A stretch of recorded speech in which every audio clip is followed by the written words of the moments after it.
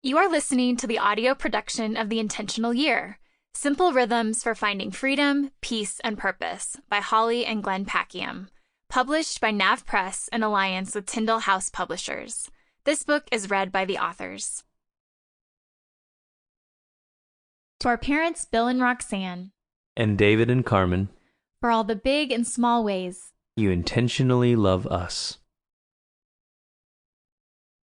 Forward by Rich Velotis, lead pastor of New Life Fellowship, author of The Deeply Formed Life and Good and Beautiful and Kind.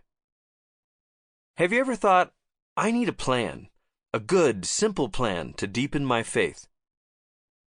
If that has ever crossed your mind, you are among the millions of people who have thought the same thing but haven't been shown a way to do this. How do we grow in our lives with God?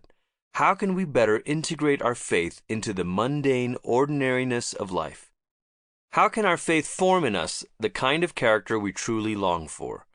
How can we live with a heightened sense of God's presence? As a pastor, I'm regularly in conversation with people asking these questions. People who want a faith that matters, a faith for one's entire life, and not just for the overtly spiritual moments of a given year.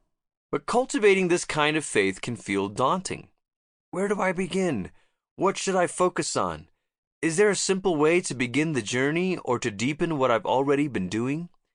These are the questions I'm often asked. Frankly, these are the questions I'm thinking about for myself on a regular basis. When it comes to growing in our lives with God, ourselves, and others, we need more than religious platitudes and spiritual hype. We need trusted guides who can take our hand and show us the way. And I thank God for this book you're holding because I can't think of better guides to lead you into a more intentional faith life. I've known Glenn and Holly Packiam for a number of years.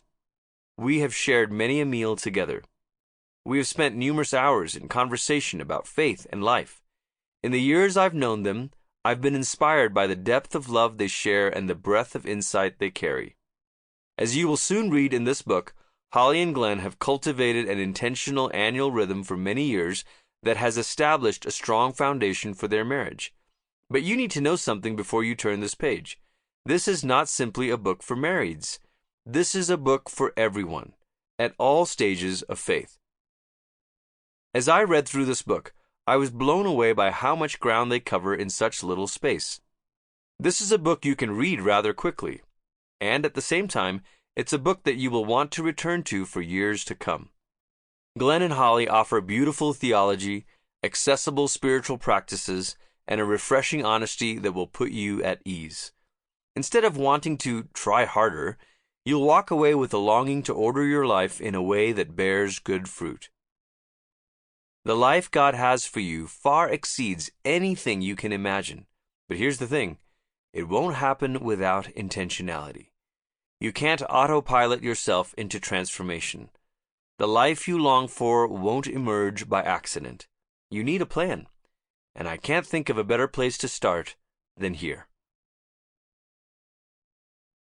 Chapter 1. The Spirituality of Intentionality. Life is what happens while you're busy making other plans. John Lennon, beautiful boy, darling boy. We should have never met.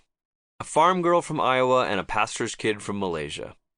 Yet there we were, standing outside the classroom building on the campus of Oral Roberts University in Tulsa, Oklahoma. Some mutual friends introduced us. I was a junior, Holly was a freshman. When we met, neither of us thought much of it. Well, I thought Holly was gorgeous, but way out of my league. And thanks to American TV stereotypes, I concluded from her blonde highlights and tan skin that she was a cheerleader from California.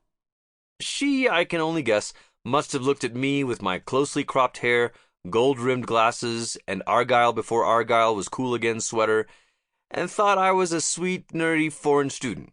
I was wrong about her. She would not have been far off the mark about me.